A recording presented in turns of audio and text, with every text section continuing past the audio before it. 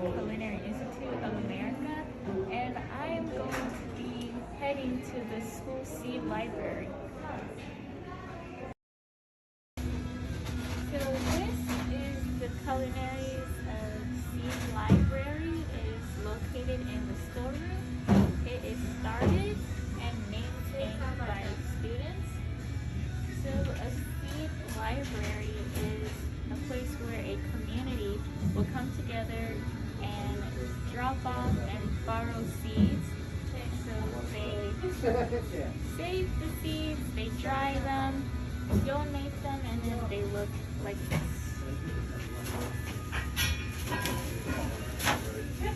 I'm Dr. Maureen Kostora. I'm professor of food studies here at the Culinary Institute of America. Well, my relationship to the Seed Library is that I teach the senior project in applied food studies class. And several years ago, some of my students in that class decided to help to create a seed library here at the Culinary Institute of America.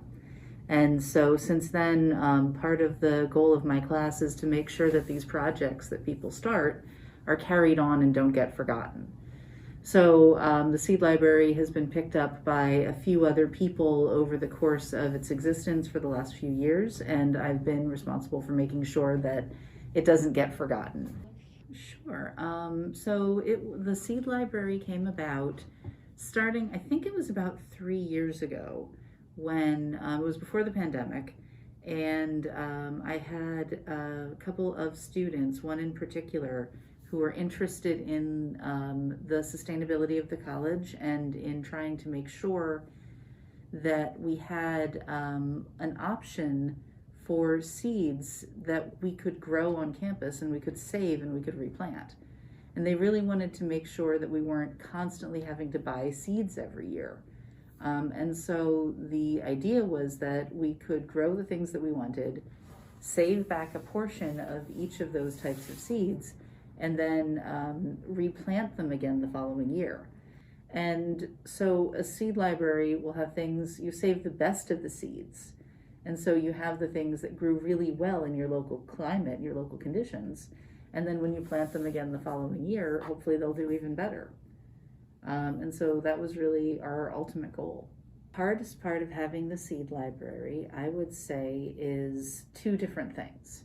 One is the collection of the seeds, because those seeds have to be collected and preserved in very specific ways, and each plant is going to have its own needs.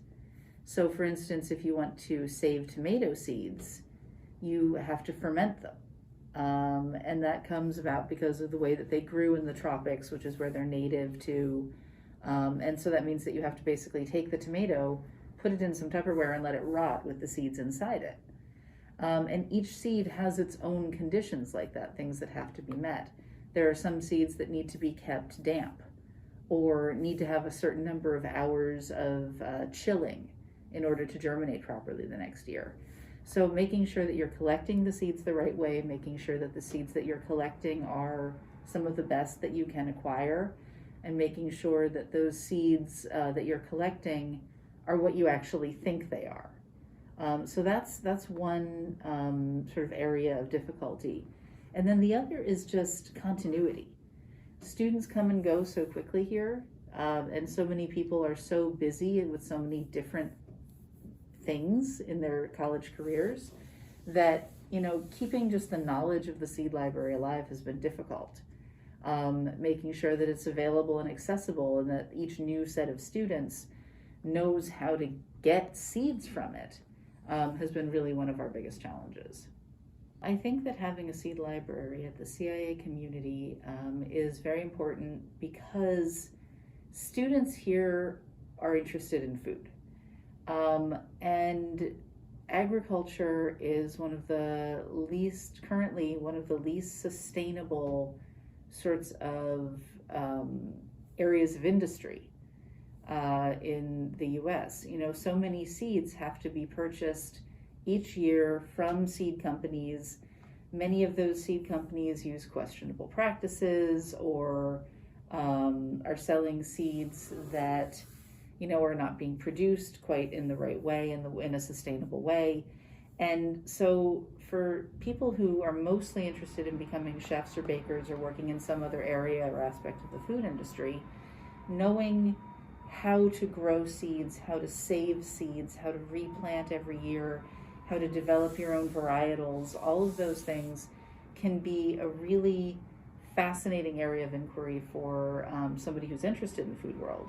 In a broader sense, sustainability is one of the issues that our society is struggling with on a really macro scale.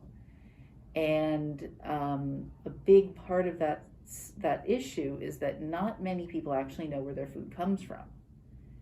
Not many people know what goes into the manufacture and the creation of food.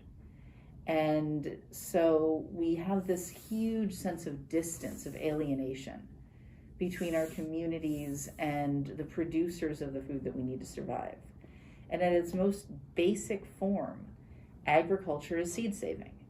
If you want to be able to grow things sustainably year after year, you have to be able to save seeds.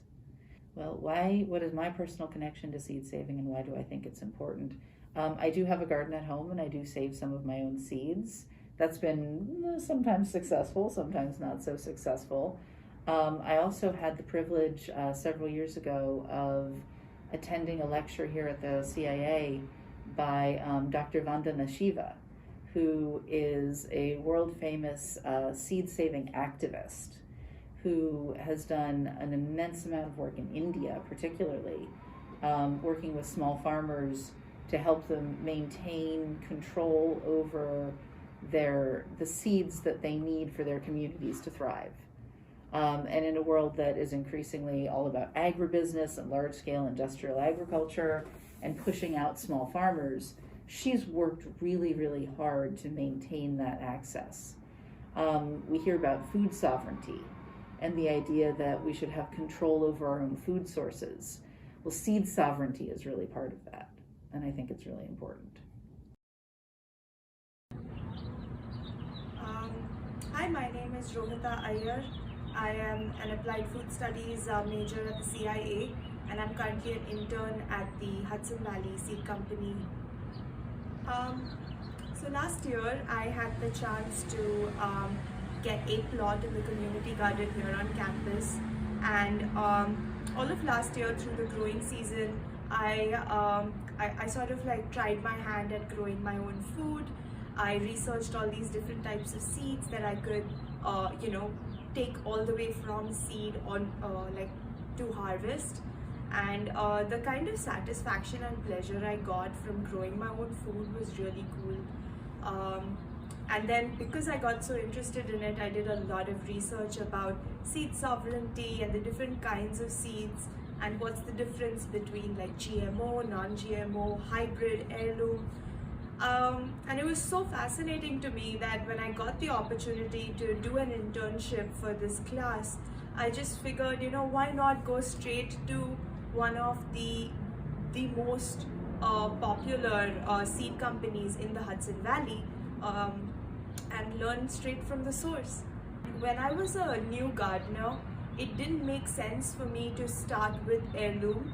It made sense for me to start with hybrid because those are so reliable. And it was only once I got a little more knowledge that I was like, all right, now I feel a little more confident to grow heirloom and then seed save. So the only seed saving I've really done was from a couple of my pepper plants last year. And I did it thinking that, I really love this flavor and I'd do it again when I, grow. And then I discovered that you can't say seed save from hybrid plants. So although I've done it, it hasn't been very practical. So the reason why seed banks and seed libraries are so important right now is because we're seeing more and more of this distance between what is old varieties and what is commercially available. And we've already lost so much of our biodiversity to monoculture. We've lost so many varieties of every kind of fruit, vegetable, grain you can think of. Like we lose varieties of apples every year. They're extinct, you can never bring them back. There are types of rice that used to be grown in parts of Asia which just cannot be found anymore. So having this resurgence of heirloom farming is so important because we're trying to revive these old varieties which were bred for taste and not for size, uniformity or color. And when you breed for taste, over a period of time, people begin to recognize that taste and crave it.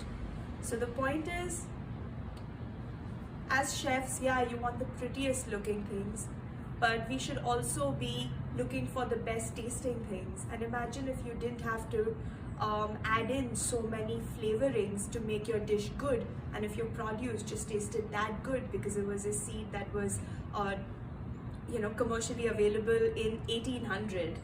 I mean, it's got history and it's got culture, which we can't afford to lose any more culture or history.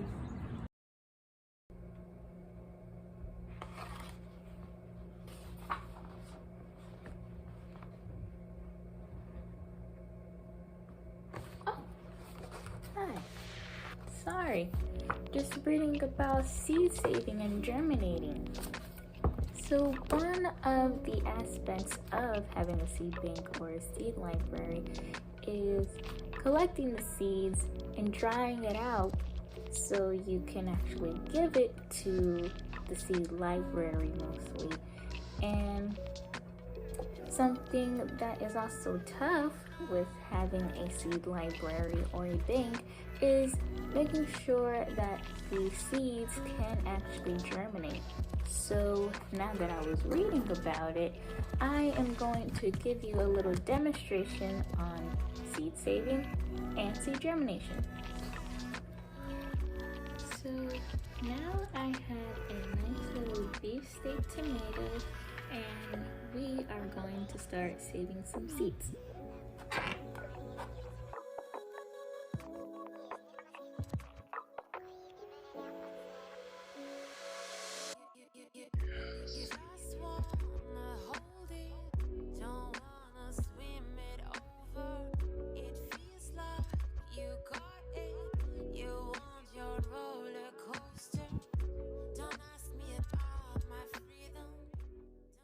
Not only is seed saving an important aspect of having a seed library or a seed bank, but so are germination rates. According to the Seed to Seed book by Susan Ashworth, germination is the sprouting of a seed which marks the plant's growth.